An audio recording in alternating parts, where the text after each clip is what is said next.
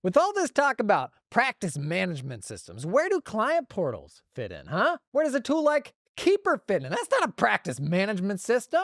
How do I know what the right way is to start my accounting firm tech stack? Plus, client just left a bad Google review. What do you do next? What do you do if it's your only Google review? Do you burn the ships and start again from scratch? A big ol' AI boost that all accountants are about to get is just around the corner. And some funny stories from a recent conference I was at in Florida. Come on in. It's a Q&A edition of Jason on Firms. Let's get into it.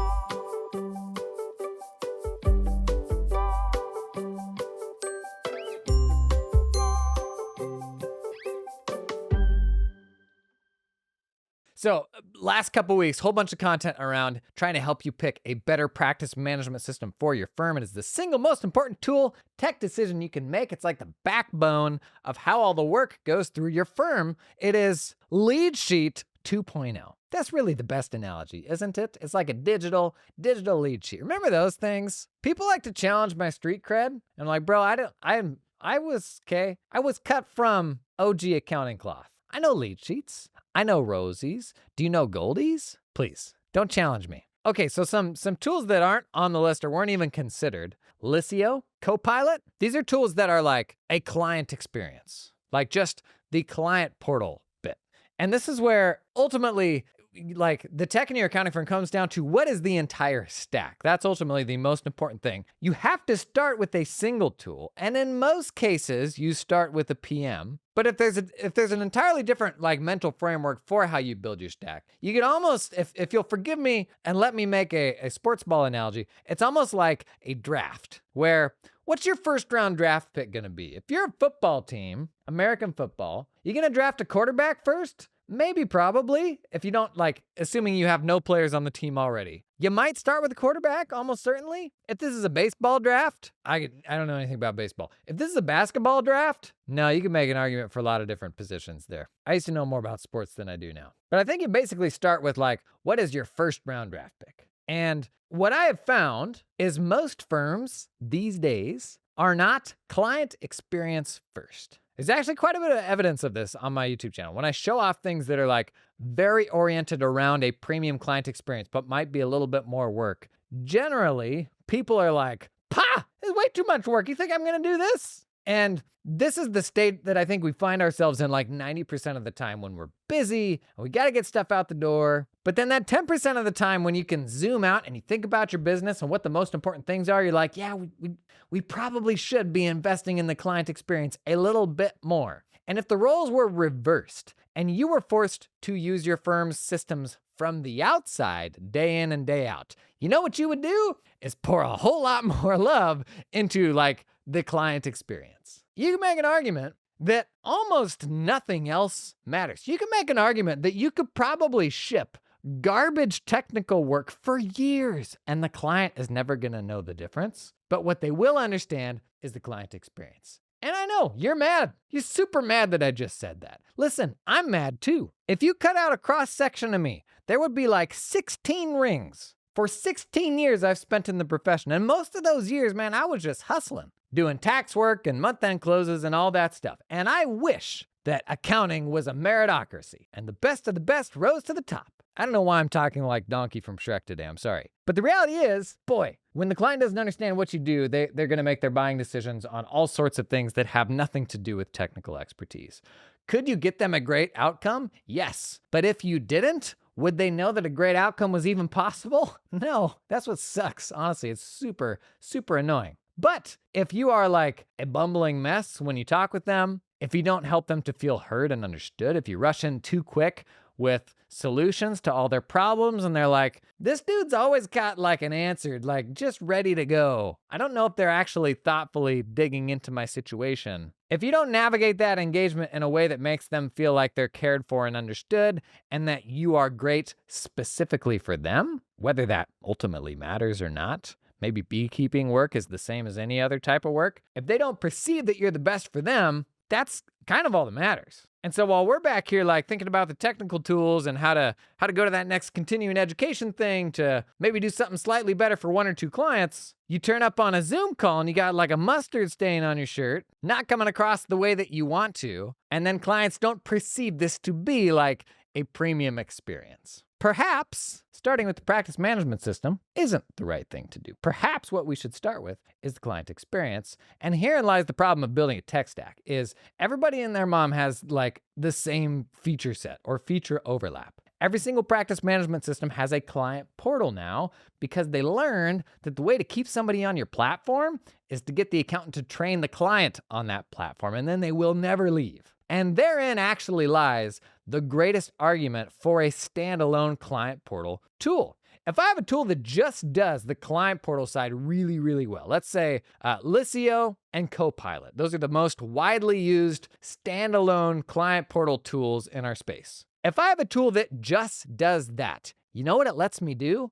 Change everything else as much as I want. If I have an all-in-one tool where the client uses the portal, but I use it for workflow and for engagement and for proposals and file management, all these other things, well, if that tool sucks at, say, file management or workflow or something like that, and I just made the mistake of training 500 clients on how to use the portal, I am now trapped, tied to this inferior workflow solution just because my clients know how to click around and do the things, and I don't want to look like a dummy having to retrain them on a new portal. That is actually the single best argument for a standalone client portal solution, is then the interface that the client works with is separate from your own workflow. Makes a lot of sense, right? And I get the Nirvana perfect hypothetical solution where it's all connected and all talks and it's all integrated. And when they upload things, it resolves tasks and all that. In a perfect world, that's how everything works. And maybe you got a system where you feel like you're there, but I'm just thinking through the list of practice management systems. I don't know that anybody's absolutely nailing that.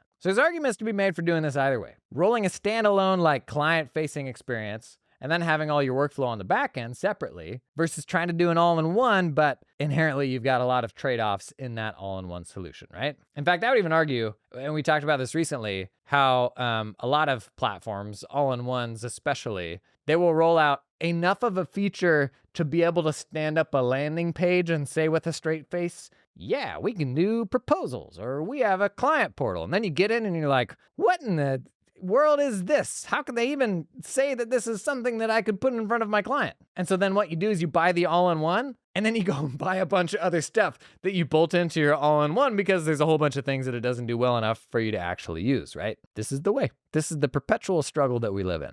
And I wish I could give you a super easy, clean solution to how to navigate all that, but I'm not smart enough. Picking your PM from that list, I do think that is step one. The next question is, what's step 2 through 10, right? Where do you go from there? But I will say, getting that step 1 right, I would argue that is the most important thing, because more commonly what you see is people have step 1 wrong. They don't have a practice management system. They're on the wrong practice management system. And then they have to make 10 other tech decisions to cover up that core problem. Whereas the best case scenario, the best position you can put yourself in is to have the very best core system for you and then build from there. Not to bodge together and Band-Aid paperclip all these other solutions around the wrong core solution to try to get you to something that works. I've loved the conversation that's come from this whole PM thing. A lot of people were mad at me for the tools that I recommended with them, but by and large, most people super appreciative and stuff like that.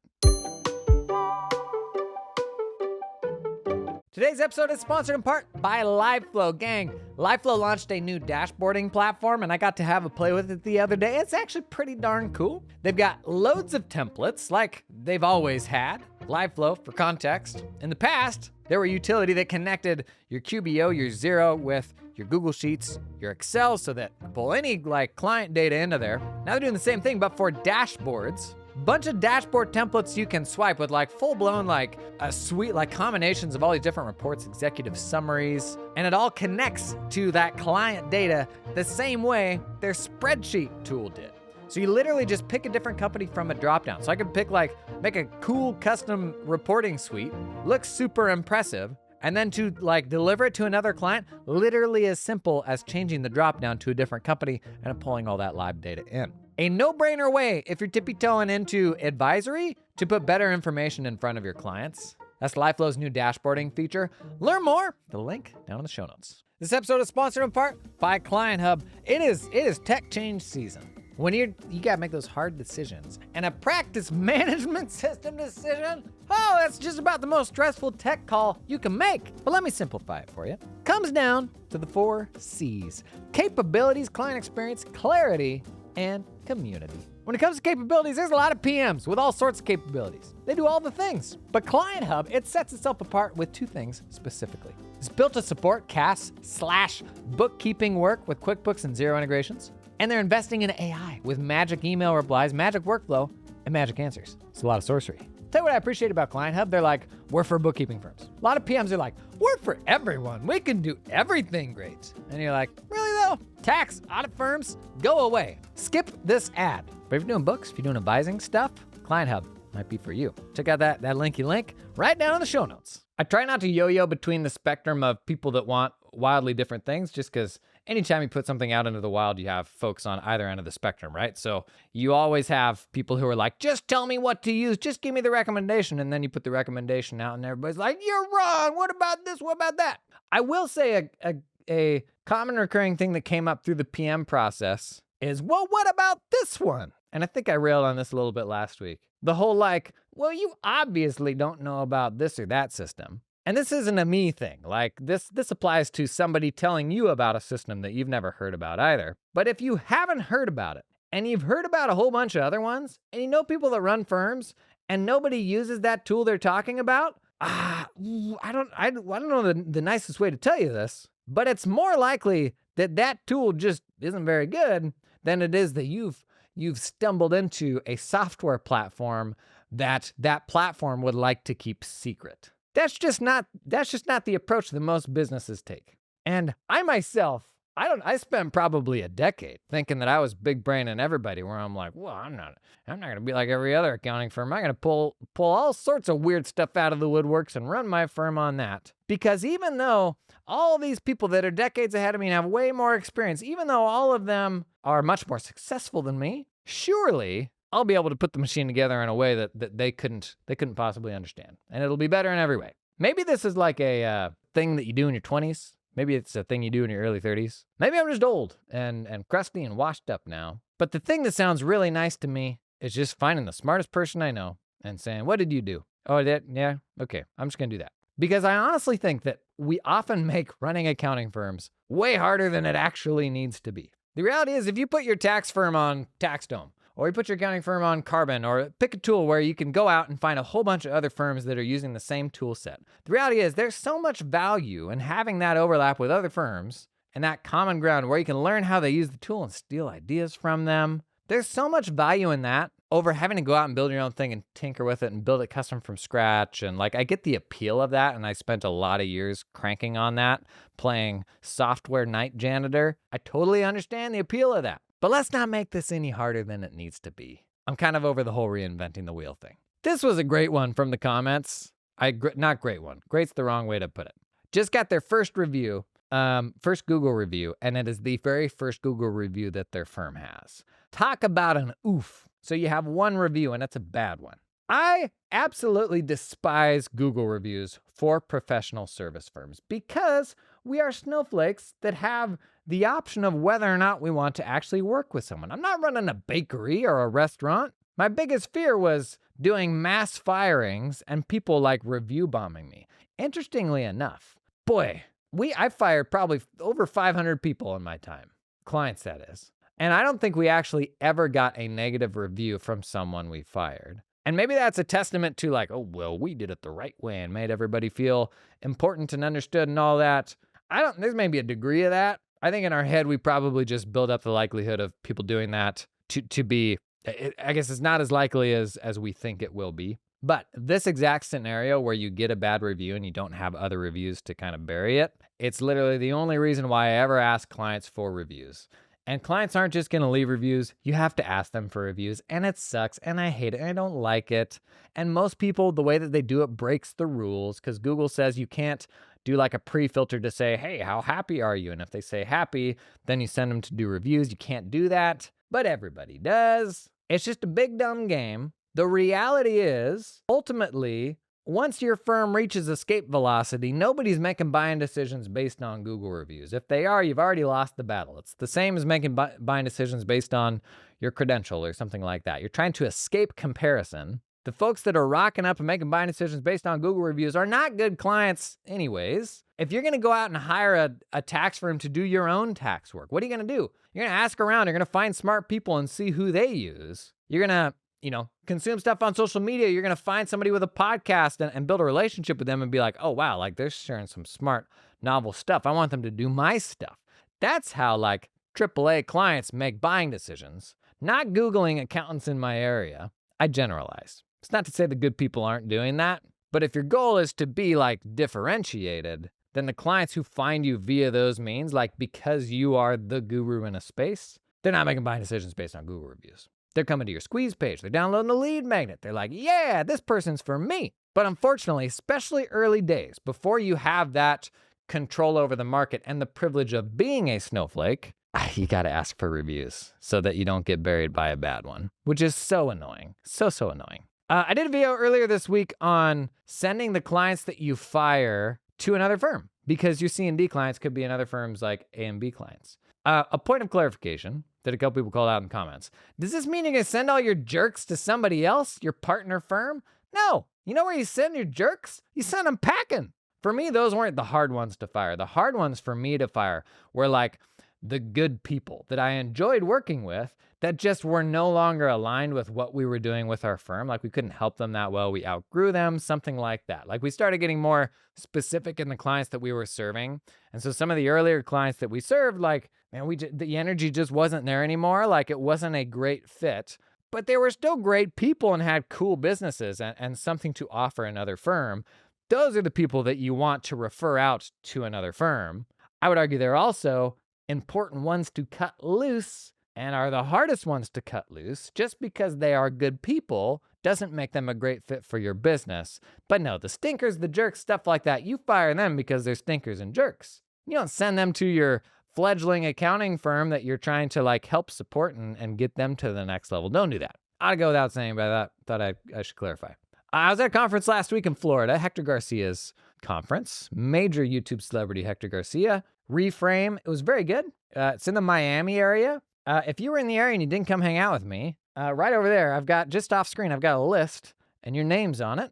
Next year, if you are in the Miami area, totally check it out. I think you can even pre-register for next year's Reframe. Was really good. Someone unironically called me Jason Daly. And I quickly realized it wasn't a joke. And it makes me feel like maybe things went too far and we should have changed the name of the podcast earlier. Am I allowed to do a quick plug of something on my own podcast? Just got past the tax deadline. If you're an accountant that works for a legacy firm, I place accountants that work for crappy firms like I used to into the progressive, really cool firms in my audience. If that is you, if you're looking for a new role, my team will literally like take you by the hand, put you in front of a bunch of really cool, small, like progressive firms and try to find you a great role. It is one of the things I am most proud of that we've been able to do.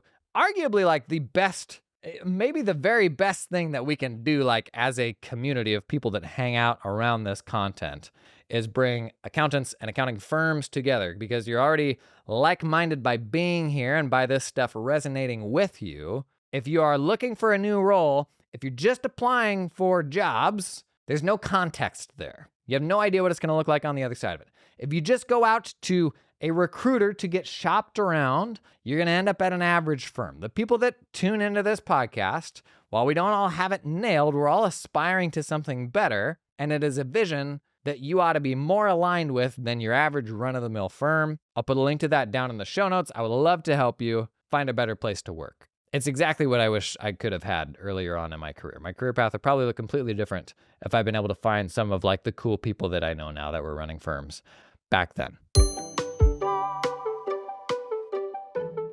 This episode is sponsored in part by Mercury. Hey, you know where my money's sitting right now? It's sitting in a Mercury bank account. Look at me, shilling the dog food that I eat. Mercury today is loved by over 200,000 customers, does business banking that is transformative. corporate debit cards, credit cards for expense management, free wire transfers, treasury yielding over 5% interest on idle funds. But Mercury for accountants, that's you, lean in. It's their new accounting partner program, which wants to get you your time back and drive client value. This is cool. They got this thing called Panorama. You can actually see a whole bunch of client accounts in a single view, so you don't have to like drill into all these different things or log in and log out of umpteen different accounts. Panorama, that's right.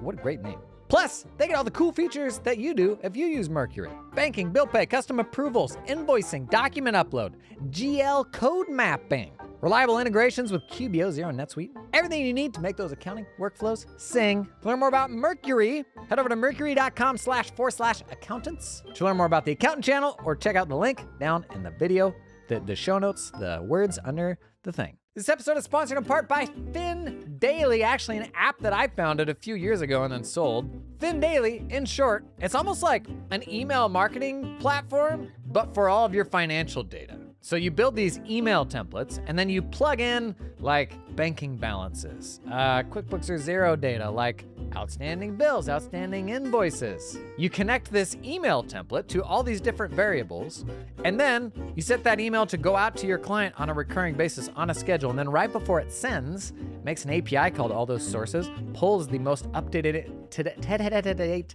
information into the email, and sends it out. Now, I was doing a cash reporting process for my clients. They were paying top dollar for it, but it was a pain in the neck to go out and like wrangle all the stuff I needed for those emails. So I actually founded this to automate that process. How's that sound? A fully automated cash reporting service that your clients will pay top dollar for you? It's a thing, I can tell you because I've done it. Pretty nice. FinDaily will even let you connect with like multiple accounting files. So you can push out a single email digest, pulling from like multiple sources, bank accounts, credit cards. Pretty cool stuff, okay? Check out the link down in the show notes to learn more. I just want to drop a quick note here. AI nerd alert. I try to keep these podcasts evergreen and not dig into like current events things. This one's just a biggie. We've talked in the past about the O1 preview model and how it is pretty darn good at doing like open-ended review of financial statements. We've done some tests on the podcast in the past. This O1 preview model, it's called O1 preview for a reason, because it is, drumroll please, a preview. And we got confirmation that the full O1 model, which we should be getting anytime, is a big step up from O1 preview. So O1 preview, pretty darn good at reviewing financial statements. Imminently, we're getting the full model. In fact, by the time this goes live, we may have it. That is supposed to be another pretty big step up. And O1 preview was outperforming like PhDs at math and physics problems. Again, not stuff that we do, but some benchmarks have been released of what O1 can do relative to O1 preview. I can just tell you, it's unbelievably impressive. If somebody had told you, I mean, even 2 years ago, that we would have a language model that was outperforming PhDs at like very common benchmarks, you'd have been like, well, that's the beginning of the end, right? Like, what would your reaction have been to that? Gang, we're here. Like, it's happening. And I don't know about you, it doesn't feel like our profession is running to it fast enough. And maybe I need to do more on this, more practical, like how do I actually build this into a workflow? We need to keep driving this conversation so that the software tools that we use are integrating it in a more intentional way and being more aggressive about pulling it into like all aspects of the ways that we work, from how we reply to emails to how we review financial statements. We do need to keep driving this conversation so that everybody gets on board. Because honestly, like if somebody had told you this a couple years ago, we would have been like, well, yeah, accounting has to look completely different then, right? But it doesn't. How do we make that happen? Are you and I going to do that? I think we can. Honestly, I think this podcast has driven a ton of AI progress in the profession, down to like actual features being shipped in practice management systems and that sort of thing. But we got a long, long ways to go. I gave you a long enough rant on that recently of all of the features that PMs are missing that AI can enable like today, and we still don't have it in product. Accounting industry tools.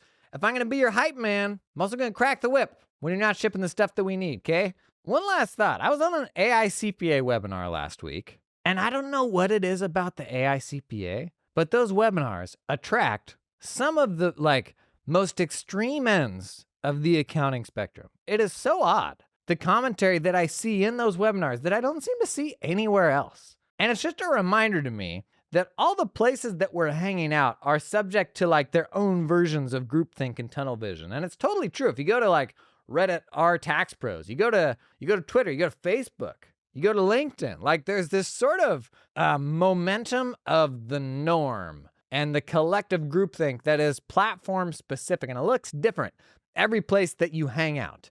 And boy, the comment section in an AI CPA webinar, that is a weird little bubble that's very different than the other ones. And it just like reminded me of how big the profession is and what a massive spectrum of accountants there are that are just different in every way imaginable. And it gave me like, I don't know, helped me feel a little more grace for like software providers who deal with accountants that tell them wildly different things every single time. I mean, even just on a YouTube video that I do, you'll have a person that's like, you just changed my life with this. Thank you so much. And then the next person is like, I cannot believe you even emerged from your mother's womb to make this video. But you know what I've landed on is just the act of showing up every single day and trying to be helpful in good faith, not making it about you, trying to be helpful. In the long run, like that's ultimately how you build your own credibility, is by building other people up and helping them out. Honestly, it's like the ultimate hack in being a professional these days. I always tell you,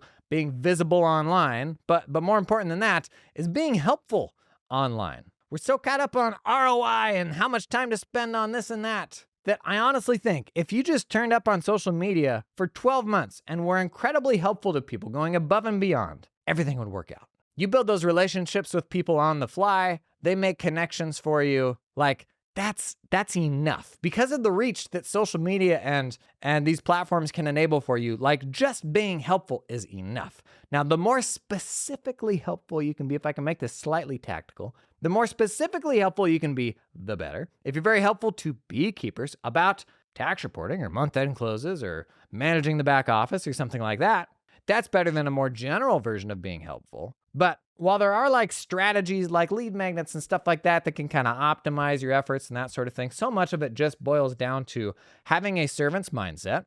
And I think most accountants are actually wired that way inherently, but right now we only do it like behind closed gates, walls, behind a closed thing for the people who are already on our client list. And if we could just carve out like 20% of our time to be helpful to strangers, I think it solves so much of the client acquisition problem. I think it creates all these opportunities that you couldn't otherwise yourself manifest by leaning into like the serendipity of being visible and being helpful online. Stuff just starts happening that you couldn't otherwise have brought into being yourself. There's a challenge for you this weekend maybe, or today if you're listening to this on Friday. Just go help some folks. Don't like pump stuff on your own timeline. Be helpful. Don't just post those blasé like, oh, interesting insights there. Hop in and be like, I had the same problem, and I learned that I was stuck on this and that, and ultimately this helped me. Like, just go out and be helpful and don't expect anything in return, and good stuff happens. That's my experience anyway.